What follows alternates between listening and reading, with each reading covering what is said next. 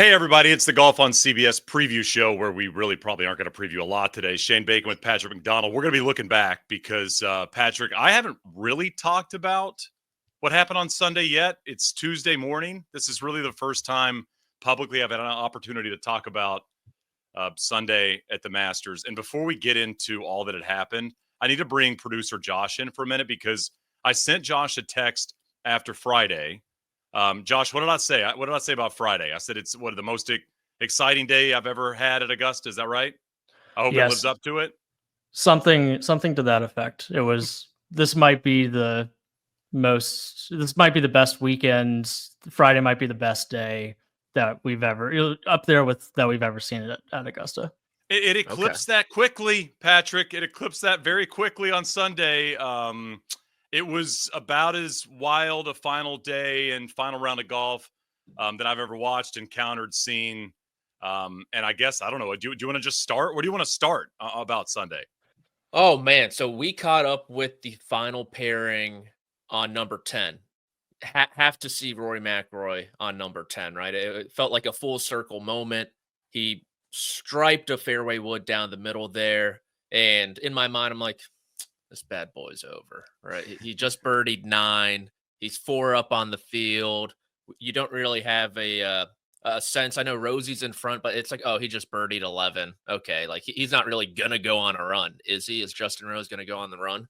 And we find out, we kind of skirt down 10. You move to 11. Didn't see the second shot, just jolted to the 11 fairway. And it's like Rory made another birdie on 10. And so now I'm really thinking like this thing is definitely over. And then from there, Shane, it was just like Lee Corso, not so fast, my friend. And it hit the fan. I mean, I wrote this on Twitter. I had some pushback because I don't think people quite understand what I was trying to say here. I wrote, after it all concluded, I said, this is our 1986 Masters. And I think my point was 86 is a Masters that you go back and rewatch, and you can't believe it's happening. Obviously, very different people in their careers. I mean, Jack Nicklaus was well past his prime, and I mean, he's 46, and I mean, he plays unbelievable on the second 9, like one of the most flawless rounds of golf, really, of all time in Masters history. I think my point is more of this generation. 2025 is going to be the Masters that will almost feel unbelievable, even when you watch it, even when you read about it, even when we talk about it. You mentioned the birdie at 9 and 10. I thought there was a pivotal moment right there at the 9th hole where Rory was a little outside of Bryson. It seemed like it was just those two guys. Like, who knew Rose was going to make 10 birdies, right? I mean, That was wild. Ludwig was going to make a run a little bit as well. Patrick Reed, like, had the quietest eagle in Masters history on 17. Like, all this stuff was going on. And, but it still felt at that point like it was Bryson versus Rory. And Rory makes that putt. And, I think I wrote this earlier in the week. I wrote this earlier on Sunday. St. Andrews, Rory made nothing. 2 putt at every green, right? I mean, it was a horrible putting performance. LACC, Rory made nothing. He made no putts. And they never really gave Wyndham Clark anything to look at. And at Pinehurst, he made a lot of putts. I mean, he putted great, really up until the 2 shorties on 16 and 18. But I knew, considering who Bryson was and the way he's able to putt from inside of 5 feet, because, dude, he is the most nails guy inside of 5 feet in professional golf right now. I mean, Bryson's ability to make those putts with speed in the center is incredible. But when Rory made that putt on 9, I had a feeling Bryson was going to miss. It was kind of one of those, if I make, he misses kind of situation. And if I miss, he probably makes. But yeah, I mean, he kind of one-arm swings Hideki's that shot on 10 and makes birdie. And I'm with you, it's game over. And yet we all know that the second 9 at Augusta National doesn't allow it to be over because we've seen it historically. And I mean, I just feel like as roller coastery as the start of the day was, 1, 2, 3, 4, the drama starting really on 11 was what I'm going to remember forever. Yeah, absolutely. So we were down on 11, and we did a HQ hit earlier with Rick, and I was like, all right, Bryson has to get through 11 because 9, 10, 11 were all left pins, and he was missing left with his irons all week. And we saw Rory kind of chip one in front of the green, and Bryson was like, all right, got to push the envelope here. Like everyone has done for some reason on number 11 at Augusta National these past 2 years. We saw it with Colin and Ludwig last year, and we saw it with Bryson this year, hitting it into the water. And so we shoot down 12 behind this massive grandstand, try to get a view of the pin. And I'm talking to this family from Hollywood, Northern Ireland, mind you. Wow. They're like, oh, we've been crying all week. It's been so emotional. Liam here knows Rory, and he tells the story of how, yeah, Rory always calls me Mister. And I'm like, Rory, you're the 4-time major champion. I should be the one calling you Mister. And we're walking away, and I turn back. I'm like, so what do you call him when he wins number 5? And he just gave me a smirk. He's like, I think we're going to have to wait. And then 13 happens. Oh, my gosh. I mean, I bomb up to 14 instead because I'm thinking, worst case scenario, this guy's making par on 13. Worst case scenario. Like, that's the worst score you're going to make when he lays up. Yeah, and so I bomb up to 14 fairway. Another member of the press from across the pond, he's like, Rory's just dumped one in Reddy's Creek he told me it was 20 yards away, mind you. So not good information. He's like 20 yards away, just flubbed his chip into Reddy's Creek, made a 7. Rosie's making a charge, game on. And I'm like, you have got to be kidding me right now. That did not happen at all. And then you hear the ground from the scoreboard. And it is sensory blitzkrieg at this point, Shane. You're looking left, you're looking right, you're trying to get accurate information. That was the best part of viewing the Masters, is not knowing what is actually happening and getting information. Like Jamie Weir, like popped in out of nowhere, made a cameo. He gave us some information. This other guy gave us some information. Rosie's up on 17 trying to make par.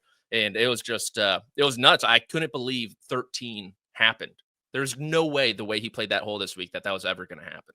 Yeah, I mean, the way he played the par 5s in general, the way he hits his wedges basically the last 2.5, 3 years. I mean, it's become a weapon for Rory. I mean, you saw it obviously late in the round up until the gap wedge on 18. By the way, I don't normally wear a sweatshirt on this show. This is a sweatshirt we made a couple of years ago that says the tournament doesn't start until the back 9 on Sunday. Obviously, the second 9 on Sunday for this show. But I figured this was appropriate for today because that really was what was happening. Yeah, I mean, the wedge, and we were going to get to this later in the show. We've got 5 best shots from Rory on Sunday and the 5 worst shots from Rory on Sunday. We ranked, and I think we both have our own list. But, it was never going to be easy. I think right out of the gate, you saw that. I was watching, so we were doing featured groups on Sunday morning. And to be fair, we had some players that weren't playing great. And in our little area where all the monitors and stuff are, they've got TVs above you. And occasionally we'll have it on the range show to start the day just so we can see what's going on. And it was funny, dude. I'm watching Rory warm up, and I've watched Rory warm up a lot, like the way he goes about his business. Even I was looking at the guy going, man, he doesn't look like the most comfortable that I've ever seen him. He was even he was grabbing clubs out of the bag. Like, he grabbed the wrong club out of the bag at one point, kind of pulls it out, put it back in. Just like little moments where, again, as the day went on, especially the first part of that day, it made sense that there was a little bit of uncomfortableness going on. I think that, once Rory has a chance to kind of swallow all that's going on, the second into 3 is going to be one of the greatest shots he's ever hit in his life, because we had, like I said, we had the feature groups going through there. I mean, players were making a mess of that left pin on 3. Everybody was hitting it from basically where Rory was. They were chunking it. They were hitting over the green. Some were hitting it kind of where Bryson was, like 25, 30 feet right. But I mean, I can't tell you how many players left it short and it came back down the hill. And I mean, the fact that he was able to pull that golf shot off, I feel like that was one's all right, let's settle in, make the putt, make the birdie. But really, I mean, it was never supposed to be easy. Knowing Rory and the history at the majors, it was never going to be easy. And even when he did he get to 5 at one point? Was it a 5-shot lead at one point? I think it got to 5 through 10. Yeah, I think the birdie at 10 got him to 5. Momentarily. Yeah, for a second, because I think Rose literally made a birdie right after. And, you think about close calls, and I've seen and watched a lot of stuff about Sunday. I haven't seen a lot of people bring up the Rose eagle putt at 13 that rolled the lip. It looked like it was going to go in. The bunker shot at 15 looked like it might go in. He had a couple of opportunities and obviously missed the putt at 17. I was watching, I was back at the house because we were done with our coverage, and I was watching with Scott Verplank, who's played a whole bunch of Masters. And it was so funny watching it with a guy like that who knows the golf course so well. But the putt on 13 Rory had for bogey, Verplank's it does not go left. This putt does not go left. And he starts it right and it stays right. And the putt Rose had on 17, he's like, this is like one of the hardest reads on the entire golf course. Like the fact that he has this to save par, and then of course Rose misses that. But like it was never supposed to be easy. The bunker shot, I mean, the third shot into 13 is going to go down as one of the worst shots in Masters history if he doesn't win. Like, thank goodness he won. It kind of reminded me of the shot that Jordan hit in 16 after he hit it in the water on 12, and he takes the drop and he just completely flubs it and barely gets to the water, right, with that one. But, makes the bogey at 14. And I remember when he made the bogey at 14, I thought there was no chance. Like, I thought it was game over. I thought Rose was going to win. Yeah, we were on 17 green with Rose during that putt, and he backed off like I want to say twice. Wow. Okay. Went through the whole routine, and at this point he's tied with Rory McIlroy. We have all the information available. They have yet to put it up on the scoreboard behind him on 17 because he's putting, and so he took so long. It was excruciating how long it was. We're like, dude, we got to get to 15 fairway because Rory's about to tee off here. We got to get a spot somewhere. Missed it after maybe an hour. It seemed like 2 minutes for sure. Back, like retucked. Rose does the polo tuck underneath. The tuck thing. I swear he did it 3 times. And so missed, like after he missed it, we're like, oh my goodness, he's one back now. Rory's on 15, hits it left, and we're on the far side, the right side. And we're like, no way he's going for this, right? Looks like he's blocked out by the trees. We see him pull the club. Looks like there's some loft in there. Looks like he's going to lay up. And then you just see him take this lash at it. And like one guy with the binoculars is going through this gap in the trees that you can barely see. Just throws like the hardest F-bomb. And we're like, what happened? He goes, he's 6 feet away. We're like, no way he is.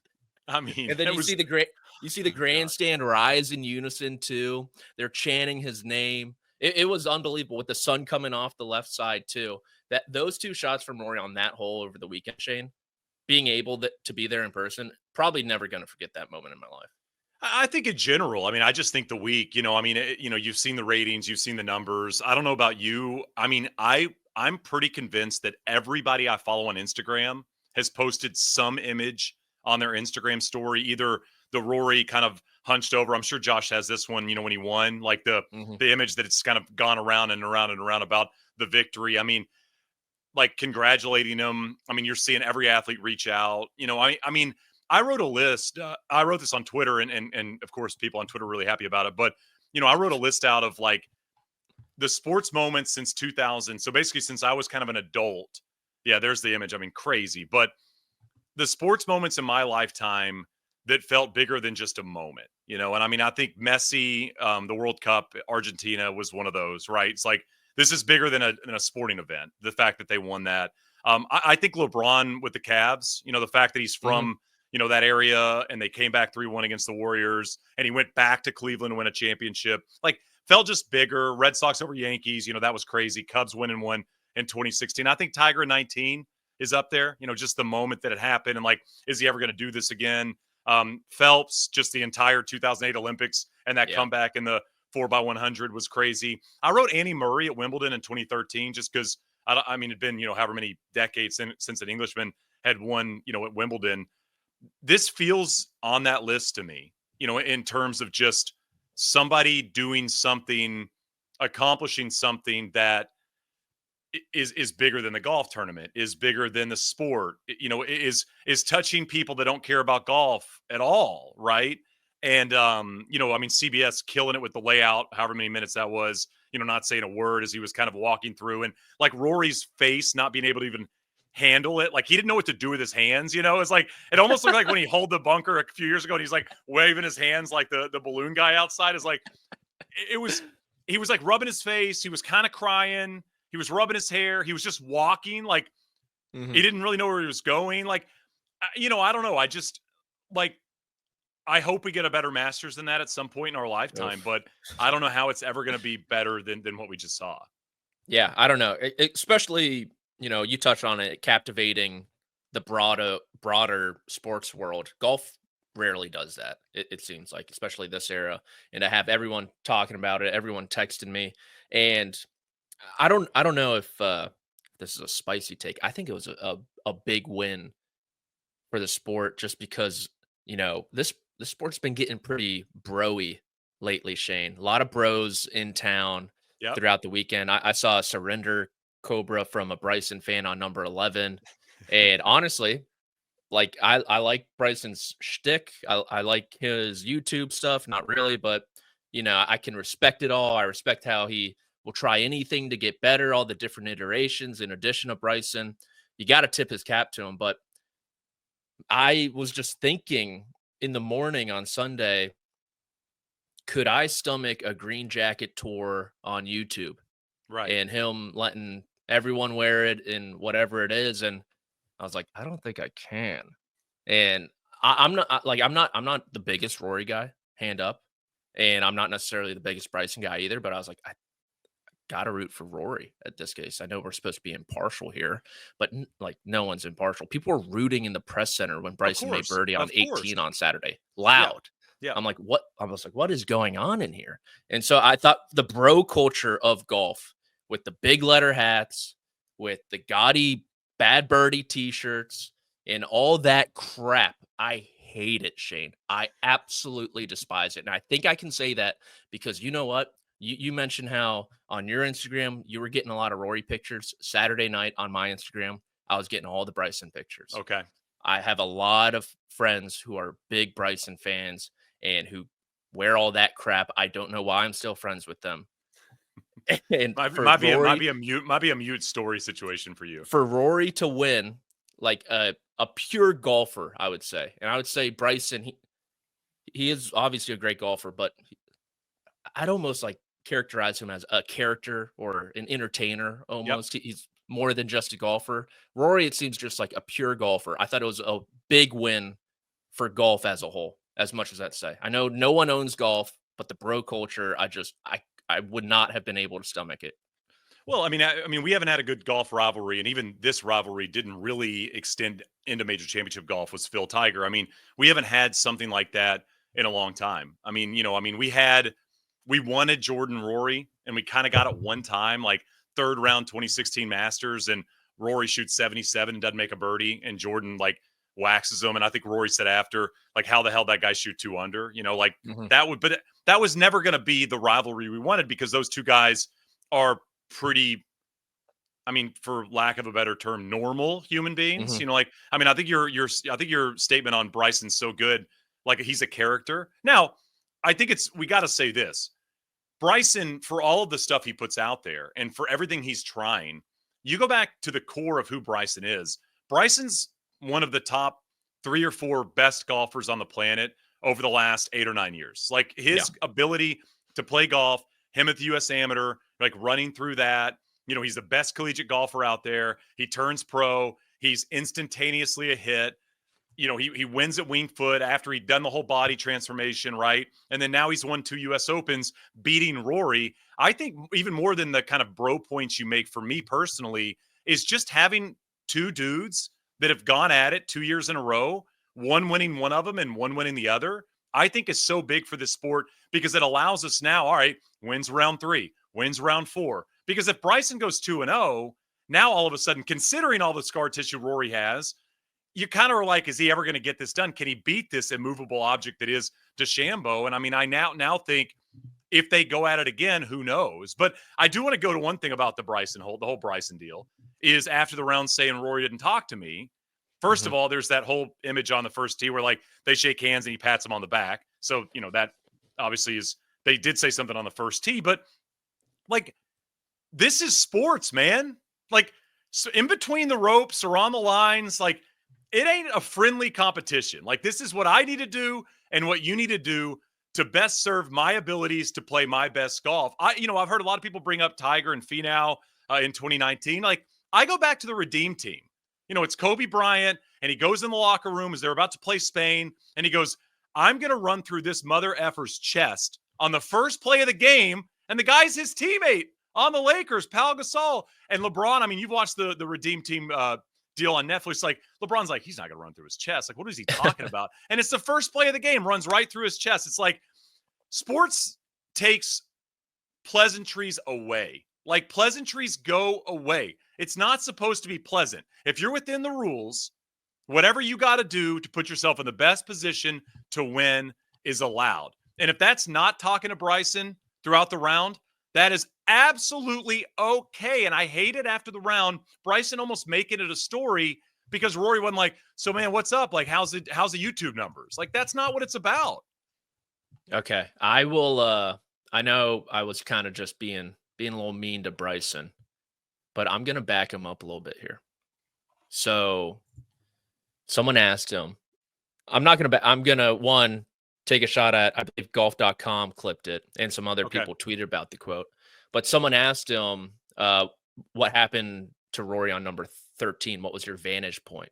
Yeah. And he said, oh, I wanted to cry for him. I mean, as a professional, middle of the green, I can't believe he went for it and he flared out right like that. And then someone asked, like, oh, did you speak to him there? Like, do you know how he's doing? And he's like, oh, no, he didn't talk to me at all during the day.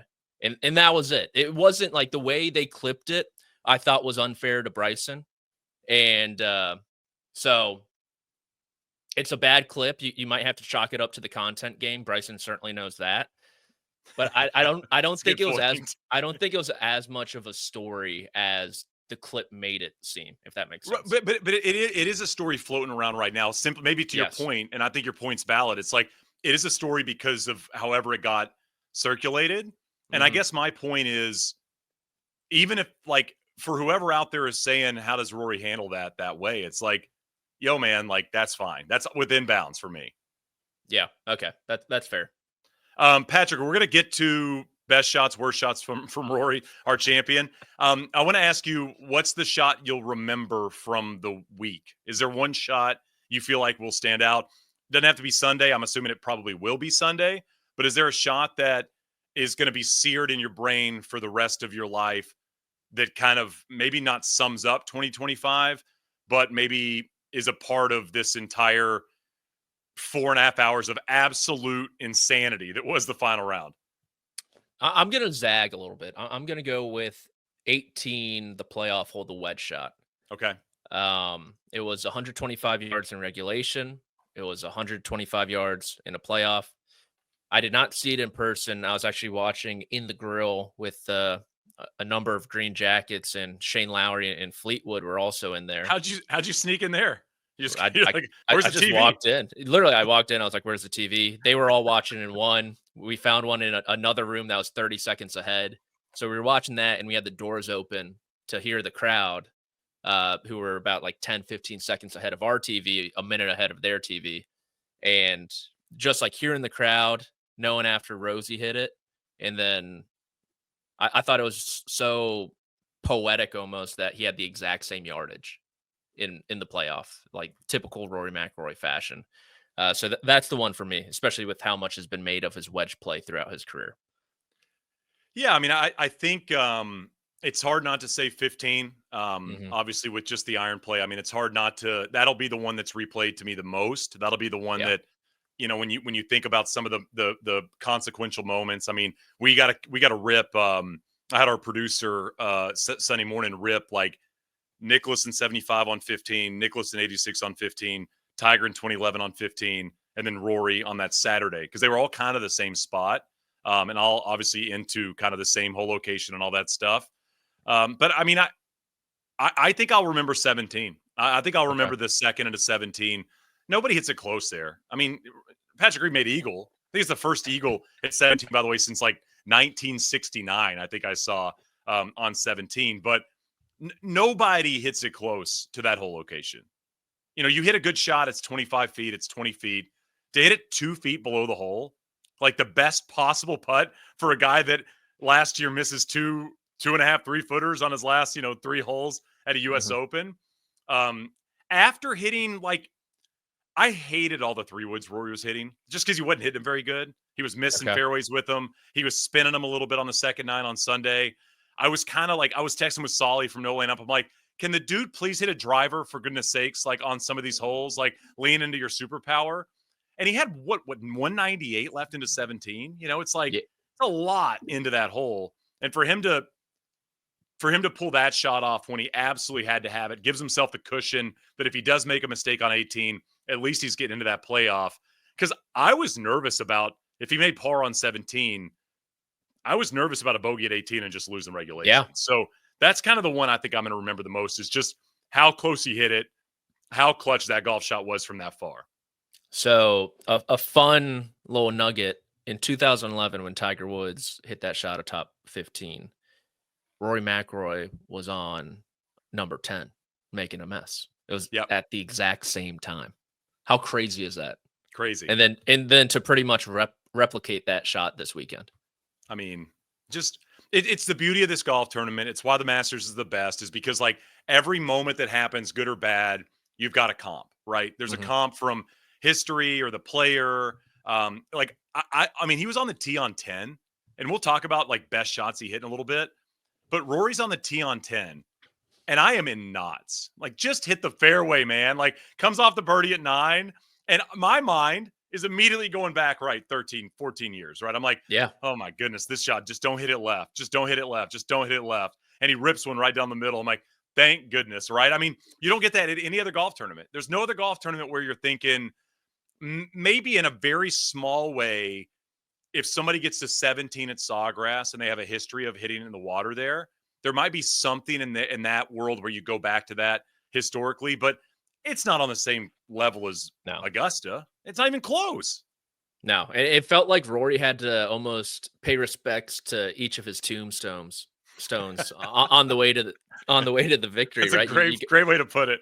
You go to number 10. Okay, you're past that. You have to go through Bryson DeChambeau from Pinehurst, number 2. Okay, you're past that. You have to go through 13. It reminded me, looking back, of what was it, 15 at LACC, that really weak wedge when Wyndham Clark hit one in there tight with the fairway metal. Yeah, 14, the par 5.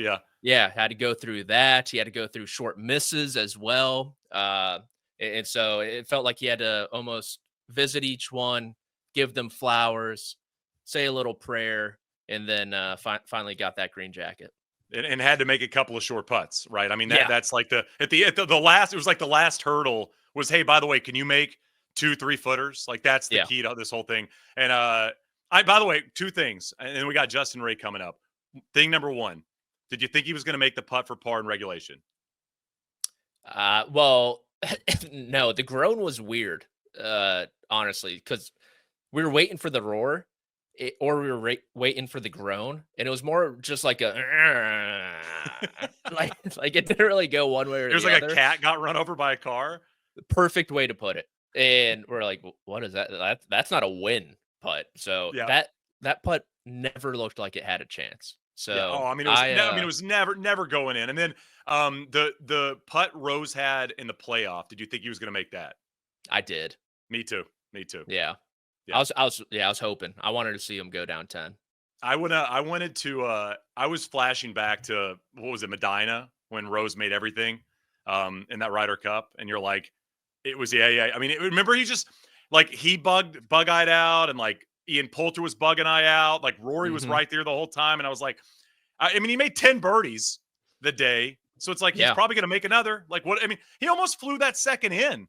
That's something also, another thing I haven't heard a lot of people talk about. It's like that thing landed 5 inches dead center short to just fly in for like the walk-off shot of all walk-off shots. There's so many moments from this weekend. I think of Rose on 16 on Saturday too. He 3-putted from like 4 feet. Yeah. Patrick Reed, I guess, had a bad 3-putt on 13 also. Oh, brutal 3-putt.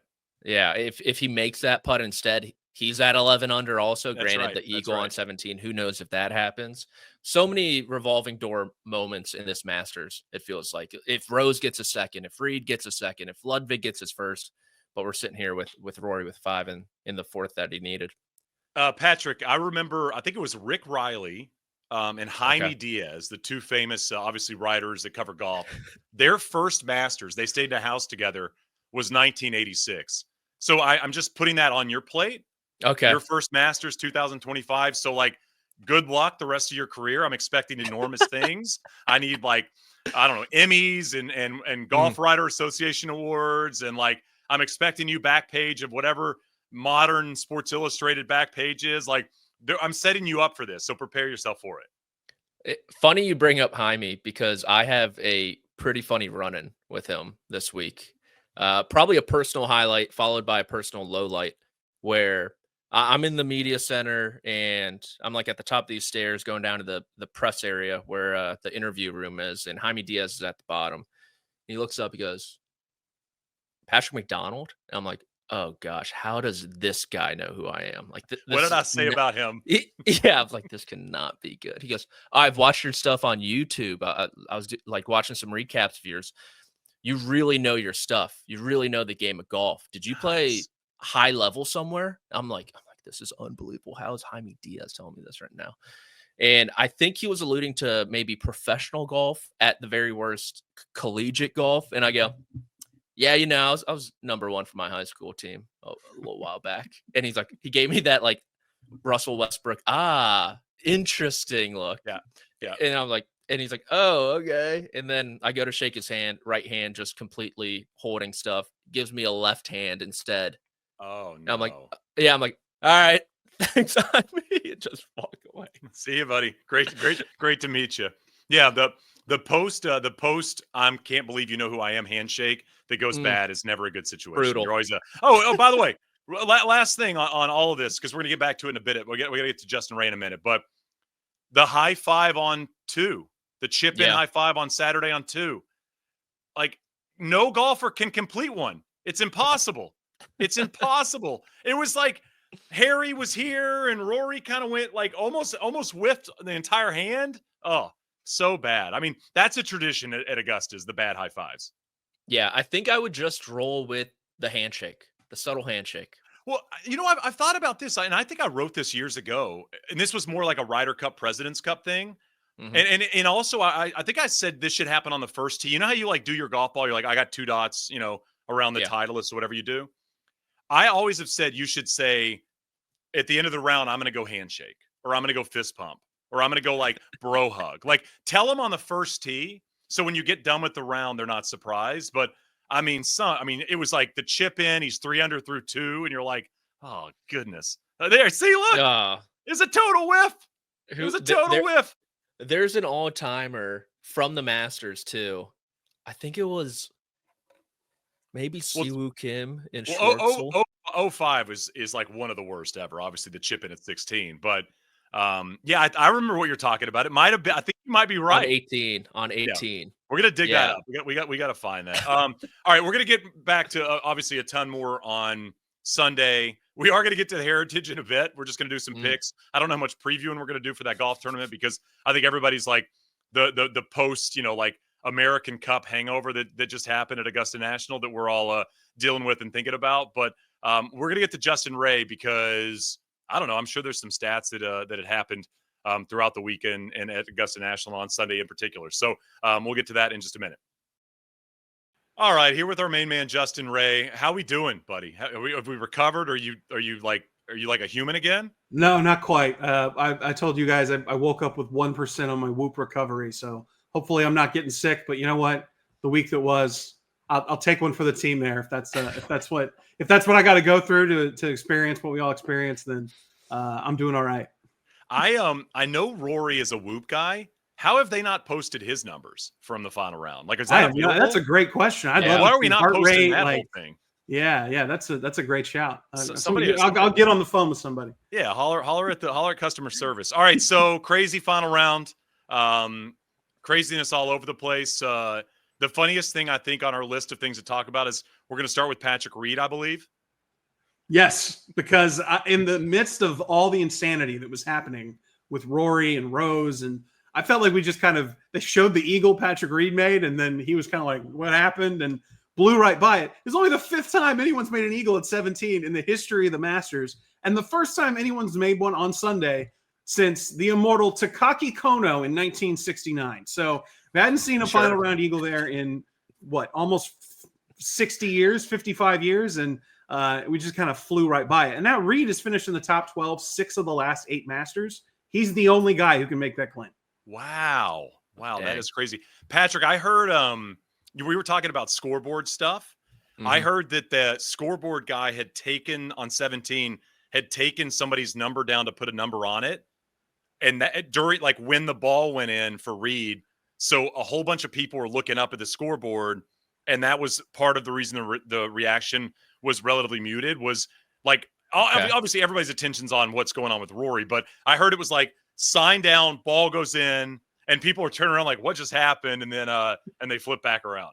Yeah, so I was in that grandstand when Reed's shot went in. Only 2 people reacted. 2 kids pretty much just jumped up and were like, "Oh my God, someone just made an eagle." Everyone's like, "All right, pipe down. Like, what's going on?" That's almost perfect though for this guy Yeah. in the narrative of his career. Like, Yeah, you remember the muted reaction that everyone had on 18 when he won in 2018, and Jordan was charging, and Ricky Fowler was right there, and Rory was in the final group. Underrated performer at the Masters, especially over the last 6-7 years. Oh, so good. How about, I mean, you talk about guys that, and again, you're going to hear a lot of people like, oh, he might win one or he should win one. But you talk about guys that, and he said it this week or last week, I feel like I have one arm in the green jacket, Justin Rose. I mean, the consistent great play at Augusta National, yet he has not won one yet. It's been pretty remarkable. Yeah, if you count the playoff lead, like the times he's gone into playoffs as leads after a round, so which I think Augusta does, right? Yeah, they do. Tied for the lead after 72 holes, you've led after a round. The only 2 people who've led more rounds at the Masters than Justin Rose are Arnold Palmer and Jack Nicklaus. That's it. I mean, it's staggering the amount of success he's had. And so this next number 2 is one that I thought was unbelievable and really kind of goes along with that whole narrative with Rose. He's just the 3rd player in Masters history to shoot 2 rounds of 66 or lower in a week and not win. The other 2, Jordan Spieth in 2018. Remember, I think he shot 75 on Friday after lighting it up in the first round, and then he went crazy on Sunday. And Johnny Miller in 1975. All those ties back to 50 years ago with the pin position Sunday, the anniversary, the crazy finish we got. Add one more to the list. I mean, that's the story that's going to be lost in all this is like, he's so close a year ago at the Open, obviously. I mean, he's trying to win there. And, for Justin Rose, I mean, winning an Open, I'm sure winning it at the Masters has got to be nearly as high on the list as possible. But, I mean, a European player trying to win the Open, I think it's probably got to be something they thought about when they were a kid and dreaming and stuff like that. Go back to 98 and the way he kind of burst on the scene with the hole out there at the last as an amateur. You do that, and then the very next major, you're right there again. It's like, and Patrick, I mean, it's Sergio breakthrough, and it's Rory Grand Slam. Like these aren't losses; these are like historic moments that you lose to. Yeah, just absolutely gut punches. He's got a Forrest Gump element to him, where he's like there for incredible moments in American history. Like that's Rose with the Masters. How about the start on Saturday for Rory McIlroy? Yeah, it was like a perpetual state of digging for me for 6 holes, because I was like, all right, first guy to start with 3 threes since then, first guy to start with 4 threes since Marco Mira and blah, blah, blah. And then he just keeps making threes. And one of my favorite memes when someone gets red hot out on the golf course is one of his kid making a bazillion Papa shots in a row, just like rapid fire. So that's what kind of felt like for me digging through the numbers. But in the end, and this kind of got lost too with all the consequence of what happened in the final round in the history. Rory made 30 threes, 30 threes for the week. If you count the playoff as well, that's the record by 3. The most anyone ever had before that. Marco Mira made 27 in a kind of an awkward, nondescript record in the record books. This was crazy because the threes, he needed every single one of them, obviously. And he's got 3 more in a single Masters than any other player. Yeah, I mean, I was doing some digging, Justin, on Sunday as we were kind of prepping for our coverage on Masters.com. And, we've got a research team that does a great job, like Reed, and that team does a great job. And I sent him a note. I'm like, has anybody ever eagled all par 5s in the same Masters? Like, he'd eagled 2, he'd eagled 13, he'd eagled 15. And, I mean, like, I can only imagine your life, Justin, because they're like, hold on. And then they were like 10 minutes later, like still looking, like still doing some searching. And at the end, it had never happened. And I texted Baker Finch, who has 8. I'm like, hey, just a heads up, if he makes eagle here, it'll be the first time that's ever happened. I mean, nobody's ever done that. There was so many nobody's ever done moments from Rory, the double bogeys, the threes, the eagles, like all of that stuff. And making like 2 sevens and winning the Masters. No one's ever done that. And you said it, you're like, he needed every one of them. And I think that's what's so freaking cool about the whole thing is like all of that stuff, like all the great shots. He needed every single swing to finally get it done. What about you? And you have on here Rory and Faldo comps. Yeah, so the last two guys now, when Rory double bogeys the first hole, obviously, I'm digging through, which was the last guy to double the first hole on Sunday and win the Masters. And it was Nick Faldo in 1990. And at the end of the round, I was kind of thinking, like, there's a lot of corollaries here between Faldo in 90 and McIlroy in 2025. First of all, they both tied the record for largest first-round deficit overcome to win. They were both 7 back. The first hole Sunday, obviously, they made a 6. They won the Masters in a playoff against a guy in his 40s who was a U.S. Open champion. Faldo beat Ray Floyd. Rory McIlroy beat Justin Rose. So it doesn't really tell you anything. It's just another one of those. I always find those kind of corollaries through the years entertaining, especially when it comes to Augusta National. I mean, both Europeans, right? I mean, both players trying to join like the history depths, if you will, of this place. I mean, Faldo's was different to Rory's, but man, I mean, it's you forget that Faldo run, like that 2-3 year stretch is just so crazy how good he was, and how many close calls and good wins he had in major championships. Only guy to win the Masters 3 times, and he trailed entering the final round all 3 times. Does he only have 3 top 10s too? Is that him? Yes. Insane. There's 3 wins. Insane.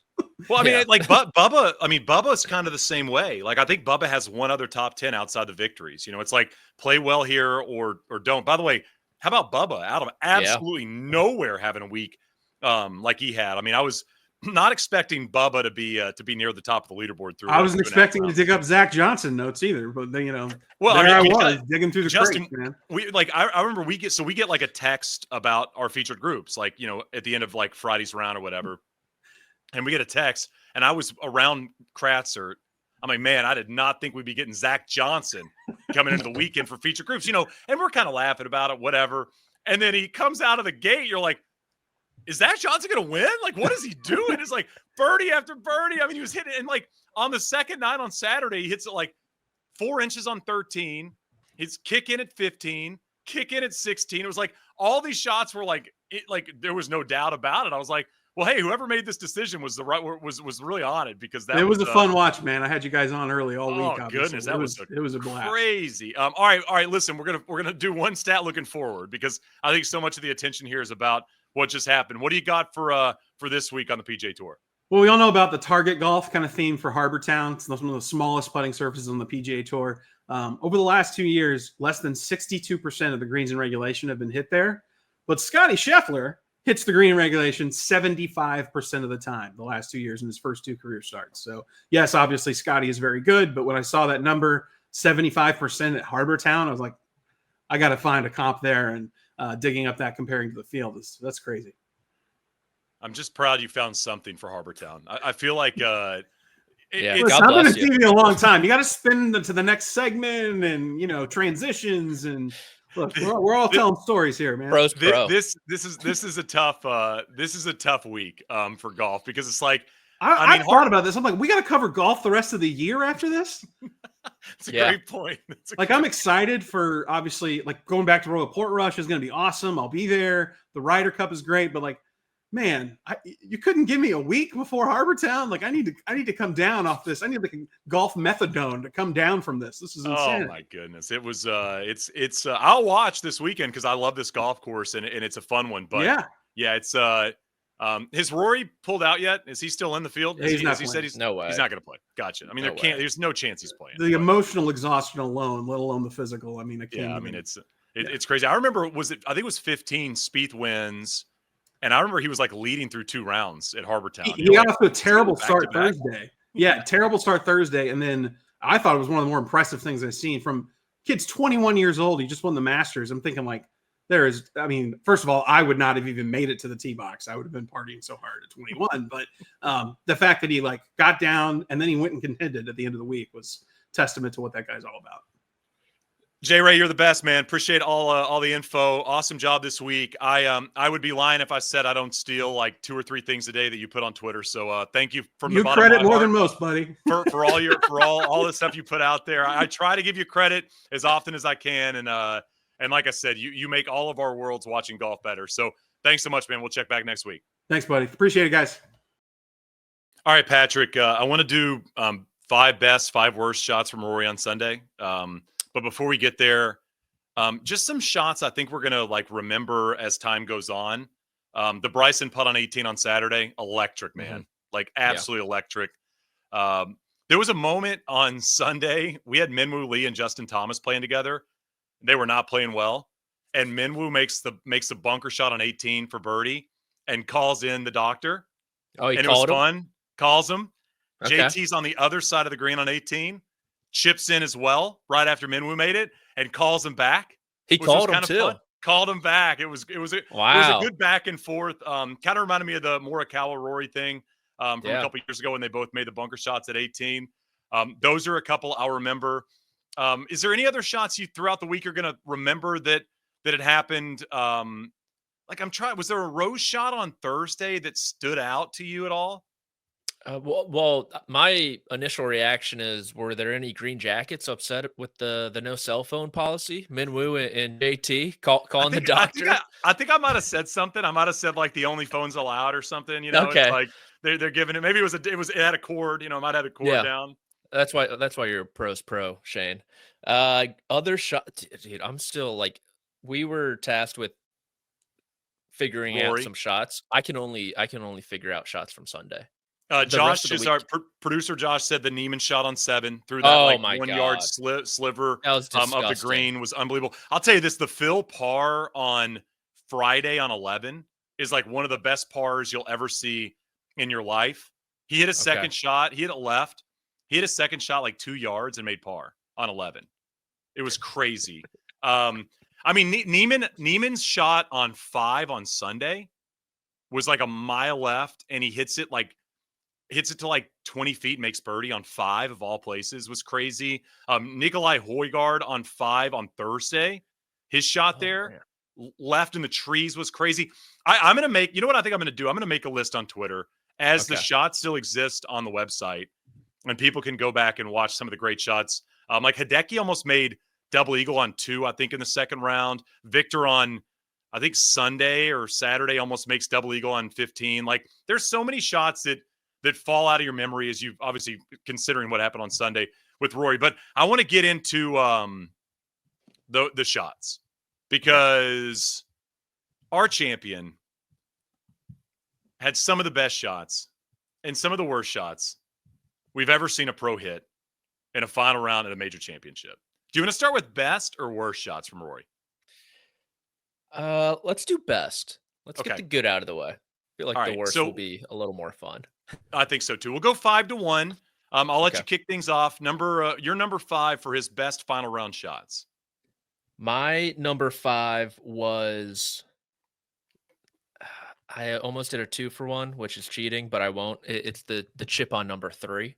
Ooh, same as mine. Same as my number 5. He called it the best shot of the final round, or at least the most important, because things were going awry there for him. Yep. And 6-5 start. Yep. You know, we didn't talk about the strategy on that hole between the two guys, Shane. I was baffled Bryson hit iron off the tee.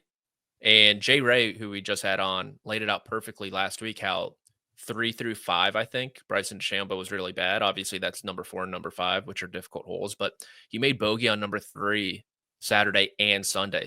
Saturday, he decided to hit driver. Sunday, after taking the lead, he lays back. And I thought he had a real opportunity to maybe push the envelope a little bit. Doesn't. 3 putts from 25 feet. Meanwhile, Rory reeling, really touchy chip.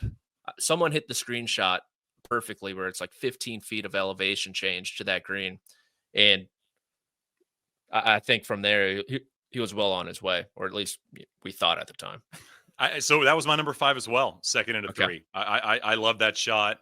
I thought it was really important. And as I said earlier, we had a few groups come through there when we were covering it in the morning, and like nobody was hitting that shot close. So the fact that he could hit it to makeable distance and goes on to make it obviously was important. My number 4 on his best shots, that's second into 7 out of the trees. Like, I don't know if it's on your list or not. That was so wild. Same spot. Wow. That was crazy. That golf shot. Dumb. Insane. Him laughing. Harry told him not to do it. Yeah. And Rory was like, "Nah, I'm doing it." He tips his cap to Dottie afterwards. Yeah. just ridiculous. You know what I noticed from Rory all week long, and like the press conferences, I know you were in there with them. I've never seen him that guarded. He was not giving anything Yeah. away. He wasn't answering questions. He wasn't talking about what could happen. Like, you could tell that he'd been talking to some, if it was Rotella, whoever it was, like, you can tell there was a game plan for the way he was approaching everything. And that was one of those moments, like, that shot was so crazy. I thought he departed for a moment because he was laughing, and you could tell, like, I got away with one here. He did a couple shots like that throughout the week. He hit it on the other side of the fairway, if you remember the day before, and then the one on 5 in the final round. Like, he hit a couple of those like high window shots that not a lot of people can hit. But the fact that it almost went in, I mean, Oh my gosh. jeez. And it was in the air forever. Like, we were waiting for it to land. You're like, where'd it go? And then it lands, basically rolls over the edge. Was crazy. What's your number 3? My number 3 is the wedge shot into 18 in the playoff. I mean, right we're on the same page, dude. Same with you. Same for me. Number 3. Crazy. I think we'll have the same list. I think we're going to, honestly. Okay, well, this is good because I was a little nervous. There is one shot that's not going to be on our list that I'll touch on afterwards, but the wedge into 18, just having boofed it right in regulation to get another chance and to capitalize like that, especially with Rose inside, like 12 feet, I think, I think it's a good spot at number 3. Yeah, I was watching it, like I said, with for Plank, and Rose hits that great shot at 18 in the playoff, and we're just like, just get it inside of Rose. Just get it inside of Rose. You got to be putting last, because the thing about Rory that I've noticed under pressure is when he's got to make putts, he hits them a little bit more confidently with a little bit more speed. And when he hits those ones that he's not, like when there's a chance he doesn't have to make it, he'll hit them, like he'll kind of hit them to not 3-putt. You know what I'm saying? Like, not all the time, but we've seen it down the stretch in his career where, you kind of saw the one at Pinehurst. Like, I think he probably thought, and I don't know if you ever talked about this, like, Bryson's probably going to make 5, so just don't make 6 here. And like, if I make it, I make it. If I don't, I'm getting to a playoff with Bryson. Like kind of limpy, a little soft, whatever. And I figured if he got inside of Rose, at least he'd know what he had to do. Yeah. And then, of course, he hits it, to 2 feet. Going to be one of the great shots of Masters history. What's your number 2? My number 2 is the shot you'll remember, the one into 17. Yep, same. Him yelling at it, him swiping his club, asking it to go. That was one I unfortunately did not see live, but I knew he made birdie. I didn't know how far back he laid up, honestly. And you talked about the 3, like hitting fairway woods off the tee instead of driver. For him to stuff it from, what was it, like just under 200 yards, pretty much? Yeah, 198. Or back. That's insane. Needing a birdie, that's got to be number 2 for me. Number 2 for me, and then I'm assuming you and I both have his second into 15 is number 1. Is that right? Yeah. Yeah. I mean, it's like, there's a lot you could pick from, and the fact that you and I have 5 through 1 the same says a lot about the final round, because I think, like, ones that didn't make the list, the tee shot on 4. Yeah. Nobody was hitting it that close. Tom Kim, by the way, Tom Kim hit it 2 feet on 4 to that whole location, which is absolutely insane. The fact that you could do that. Wow. Rory, I think, was the 3rd closest of the day on the 4th, coming off the birdie at 3 and then makes birdie there. Both the tee shots, I think, on 18 should be up there. Yeah. Had not been driving it very well all day long. Really, like, we 2 fairways on the front. Like, he was not hitting any fairways, and hits that like bullet cut on 18 both times. I thought were good. Do you have any that were like not on your list that you think should just at least be considered as some of the great ones he hit? 10 going Hideki mode and stuffing it. That's especially when you look at his history of going left there on that hole. That was one he probably thought he missed left, and to walk away with a birdie there and momentarily a 5-stroke lead.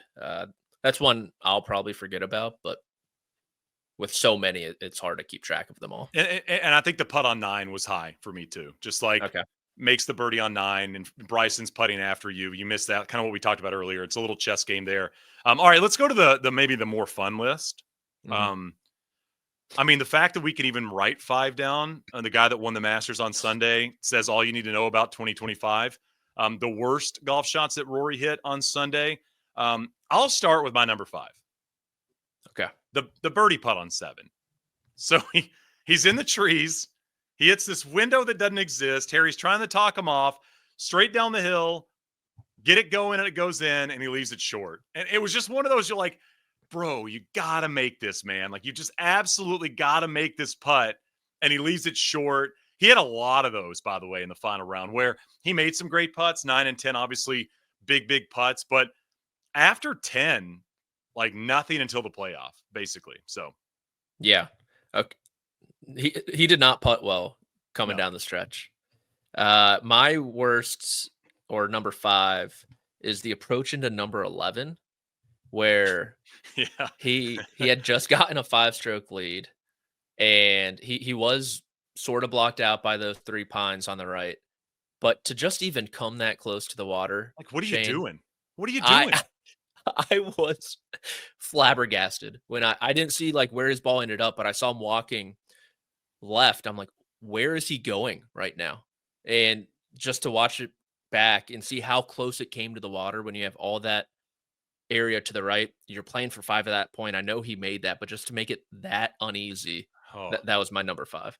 And also Oh my just, I God. mean, there it is. I mean, also just the way he was pitching the golf ball. You know, it's like the chipping around these greens. He was so good all week long. It's like hit it 25 yards right. With you got all the green in the world to work with. Like he's so good at that, like mid-window pitch with spin that it's like you're gonna hit it. You're gonna have 7 or 8 feet for par if you hit it on 12T, for goodness sakes. Like just don't go left. And he got that kick off the hill. I didn't have on my list, but I thought about it. Is that shot because it stayed up? But I mean, I would say it was probably the worst decision in terms of the top 5. Like the shot didn't quite end up as bad. If it goes another one blade of grass, it's definitely probably number 1 or number 2 on this list. I mentioned the driver being bad. This is probably one you don't have on your list, but it killed me when it happened. His drive on 8 is my number 4. Like, bunker on 1, bunker on 2. Like, this is a guy that like has dominated the par 5s all week long. You get to 8T, you're coming off that excellent kind of shot out of 7, then you miss the putt. It's like, put a little heat on Bryson there. Like, just put a little heat on the guy, hit it in the fairway. And I think he'd maybe missed that fairway maybe 3 rounds in that bunker, at least 2 of the 4 rounds. He hit it in that right bunker. And that's like, if he hits a good drive, it's over the bunker. Like, if he makes good contact, that's over that bunker all day long. And to hit it in that bunker and have to lay up for the second straight day, I just felt like you gained a lot of momentum off of the 7. Even if you didn't make the birdie, like the shot and the crowd and the energy and all that stuff, and to not find the fairway there. If you hit it in the fairway, you're going to make birdie, to that whole location. And for him to hit it in that bunker again, I was like, dude, you got to dial in the drive right now. Like, it was killing me. So that was my number 4. Okay, my number 4, going late into the evening hours, was, and it's actually pretty incredible that it is this high on the list, the wedge on 18 in regulation, $125, and just you hit the green and win the Masters pretty much. I mean, and to so flare bad. it right like that. Oh. It was it was just not good. That's all I can really say. It's a bad wedge shot, and one of a few. I mean, Arnie did it. Norman did it. Norman did it with a 4-iron. Yeah, a little different. Like a golf ball that like dudes probably were like building in something with like their hands. Like you're hitting a wedge. You've got the world long. You've got, it's like you can't miss that left, but like anything on the surface, you win. Yeah. Oh my goodness, I couldn't believe you hit that.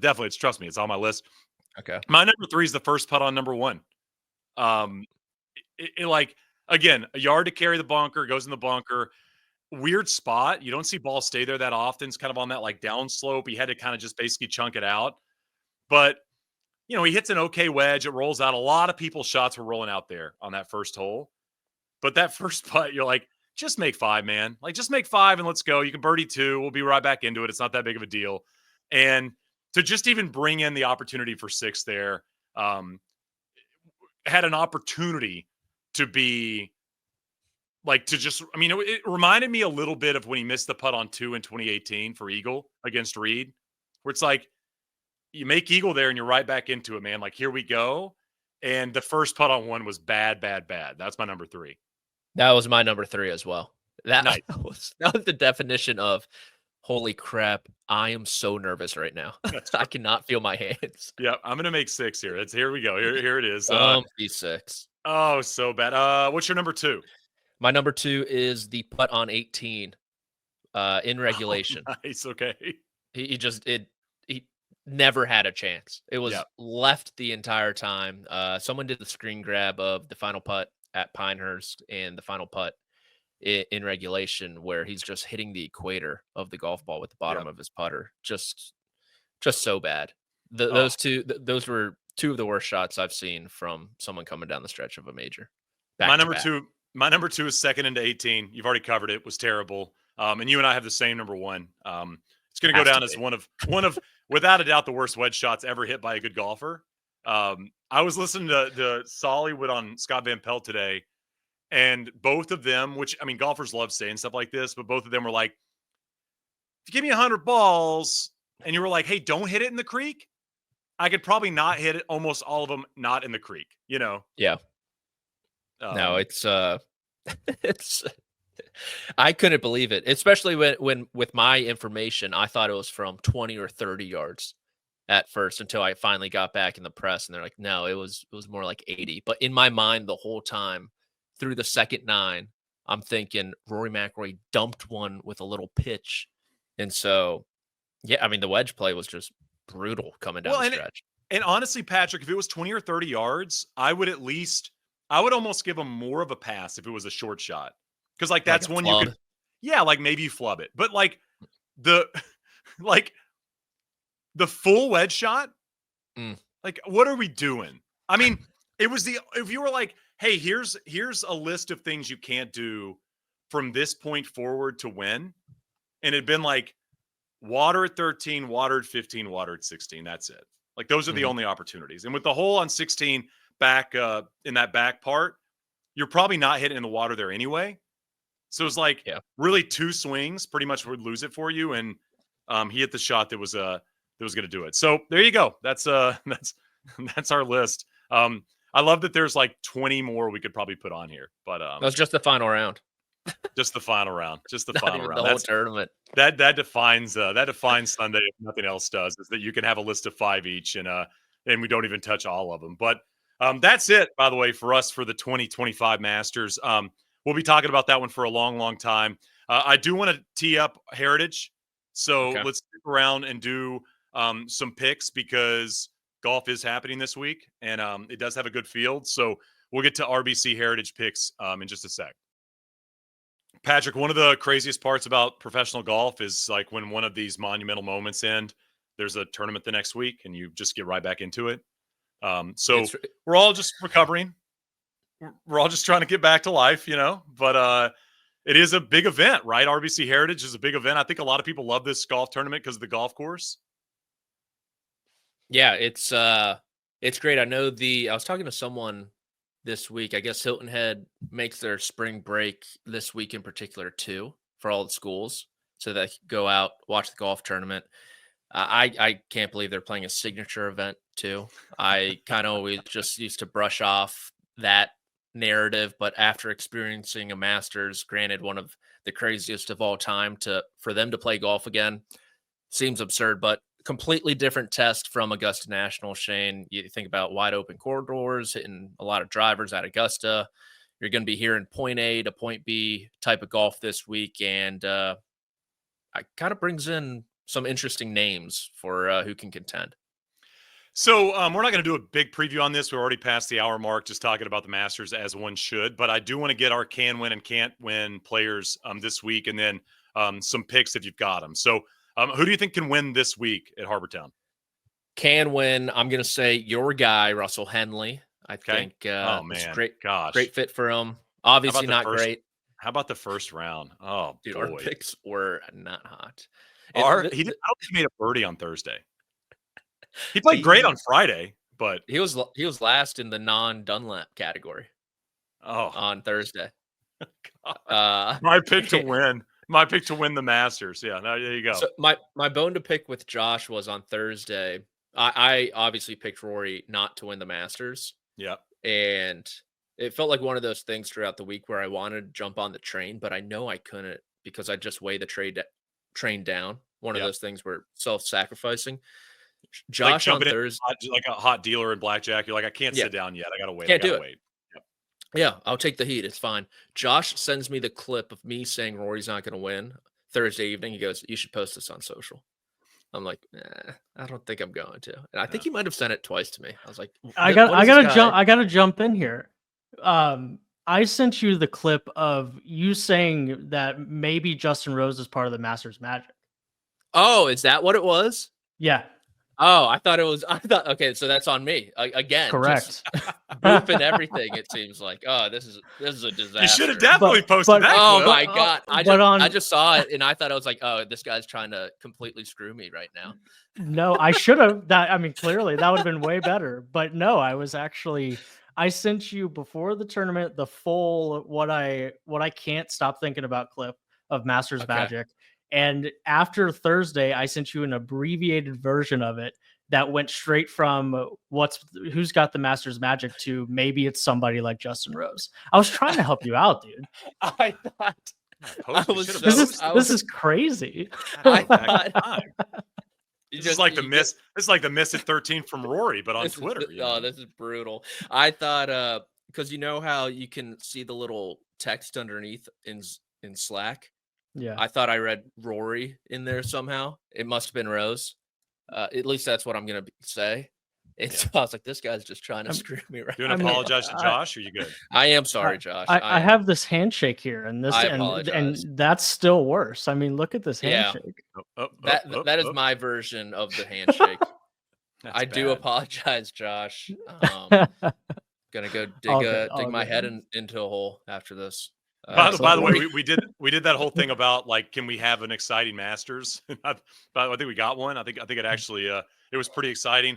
So you said, I don't even remember who you said can win. Can win? Who'd you say? Can win. I'm gonna go Henley. Let's go Aaron Rye. Okay. Played pretty good. There was a moment there on Thursday. He was leading the tournament. A patron was like, RAI, why does that guy get his initials on the board and no one else? Pretty good. It's like that. That's pretty amazing.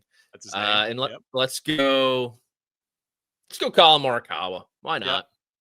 I got Morikawa on mine as well. I got Morikawa. I got Spieth. I mean, like, he's played well here before. Who knows? I mean, sometimes I think these weeks where the pressure goes away help the big names a little bit. So I think Morikawa is going to win this week. So he's very high on my list. Spieth.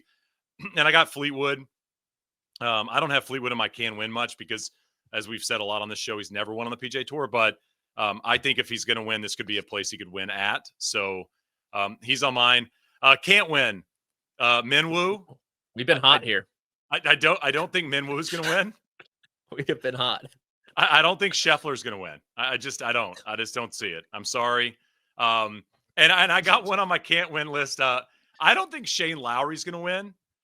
First of all, that Sunday performance, not great, but I'm assuming Shane Lowry's probably enjoying whatever's been happening in the last couple of days. So he might be rolling in with Guinness brain, and I don't think that's going to be great for the golf. Oh my gosh. Post, what did he shoot? Like 81 on 81. Sunday? Yeah. 81. Post 81. And By then the your way, best mate wins. He was with Scheffler, right? Yeah. So Scheffler's trying to win. He's got this dude shooting 81 alongside him, Brutal. Okay, I'll piggyback there. Shane Lowry, not going to win. Corey Connors, not going to win. I'll just keep on going. Cantlay, not going to win. Ludwig, not going to win. Xander. How about Xander? Maybe the quietest T8 finish ever in a Masters. Yeah. I looked through the leaderboard this morning. I was like, Xander finished inside the top 10. That's now 5 in a row, 12 top 20s in a row in major championships since his last miscut at the 22 Masters or 22 or maybe 23. That's crazy. So all those guys Justin Thomas also. He's like my perpetual can't win guy. Can't win right now. So I don't know who can win. I'm picking Morikawa. Who's your pick to win? I won't jinx him. I'll go with Henley. Russell Henley. Okay, well, yeah. 2 weeks in a row. We'll see how that goes. I got Bud Cauley as my sleeper. I think I've had him a couple times this year, but feel like the golf course could fit his style. So I'll go Cauley for my sleeper. I like that one. I will go with Lucas Glover. Let's go with the glove. Not a great course last week for him, but this week, point A, point B. That's Lucas Glover. Oh man, the come down after that week is going to be tough. One of the most fun weeks. I mean, was it? I mean, obviously 2025 is going to live on forever, but even outside of that Sunday, was it more fun? Way more fun? Equal to the fun? Like, where did it fit in your world? Oh my gosh, it was 1,000 out of 10. And I know everyone's not going to be anything close to that. Next year, we're going to have like a snooze fest with a 6-stroke win, and Which is fine. yeah, which is fine, right? But Shane, I just can't keep thinking how awesome it was not to have any information on the golf course, not knowing what happened. It makes the experience so much better. And I feel like until you experience it, you just wouldn't understand how like humans are forced to be humans again. Yeah. Outside of standing in 3-hour lines for merchandise, which is a non-human behavior. Got to get my gnome, man. I got to get my gnome. Humans were humans at Augusta National. I mean, I was rubbing bows with like Kyle Hamilton, Josh Allen. I saw Sam Darnold, like the biggest head I've ever seen in my life. It was like you knew who it was right away. And Yasser too, rubbed elbows with him. Crazy throughout the week. So it was just cool how humans were humans. You don't get it too often these days. Patrick, you'll like this. I had I go to, so Billy Kratzert and I walk the second 9 on Wednesday together. It's kind of become a little tradition we do. And it's great because I do the feature group stuff with Kratz, and he's become a friend of mine. And he's a lovely dude to be around and to talk golf with. And I love walking it because, he hit a couple of close calls at the Masters. So, I'll say, we walk around, does this conjure up memories of, I think he played well in 85 and things like that. And he's like, yeah, I missed a 4-footer here. It's always the negative, right, with golfers. Yeah. We're walking around and he's telling me stories about where Arnold Palmer told him to hit it on he played as an amateur. He's like, Arnie always told me to hug left on 11 and hit driver on 7. And we're doing all this stuff. And it's really cool. And so we go in the clubhouse for lunch after we walk it. And we sit down and we get lunch and, we order a couple sandwiches or whatever. And, as around there, it's crazy because it's just all these people, like Jeff Ogilvy sits down next to us, and Mark Brooks and his wife, who I know from the Fox days, sits down by us. And, we say hi and exchange pleasantries. Well, Matt McCarty walks in with his girlfriend, and I know Matt, and he comes over and he said, "What's up?" Well, the area was filling up with people for lunch, and Billy didn't know Matt. I hadn't met him before or whatever. And Matt eventually, like a couple of minutes later, comes over and he's like, "Hey, can we sit with you guys and have lunch? Like the tables are full." And we're like, "Yeah, man, sit down." And so he like sits down and we're chatting with him for a couple minutes, and he's so jazzed up, and his girlfriend's with him. She's going to hit a shot at the par 3. And so they built her a right-handed club in the ping truck, and she's all nervous about it. Like, what do I do? And all this, like talking to Billy and all that stuff. But like, Matt was so cool, man. He was like so ready for Thursday. And I remember walking out of there, and Billy and I were walking back. We're like, he might have a pretty good week. Like, he seems like he's pretty, like, this isn't a big moment. Like, he seems like he likes the golf course and he's ready for it. And I know he would have loved to have one shot better and get in that top 12, but man, what a first Masters for somebody like Matt McCarty. Like, that's just what the Masters is like all of these people in golf are all in the same very small area of the world, Yeah, it's great. There's no no real like class lines. It seems like the fact that I was in the grill watching the final with Green Jackets and Shane Lowry and Tommy Fleetwood in there. Like, how cool? Probably doesn't happen anywhere else. No, it's the best sporting event in the world. I mean, I truly believe that. I'm not saying that because I'm a golfer. It is without a doubt. They do an amazing job. It's perfect from the start. The golf course is amazing. There's always perfect drama. The food, the drinks, the pricing, like everything they do is perfect. And every time I go, I'm amazed at how well it's run. And a shout out to Augusta National, a shout out to their entire teams out there, because there's no sporting event that comes close, in my opinion. And I love it so much, and I feel like I love it more every year I go. So shout out to everybody there. I hope you had a great first Masters. Looking forward to many to come. And next time you meet Jaime, hopefully the handshake's a little bit better. Doubtful. Yeah, we'll see. We'll see. Patrick McDonald, I'm Shane Bacon. We'll be back next week, and we'll wrap a non-Masters event, but a signature event that should be good this weekend.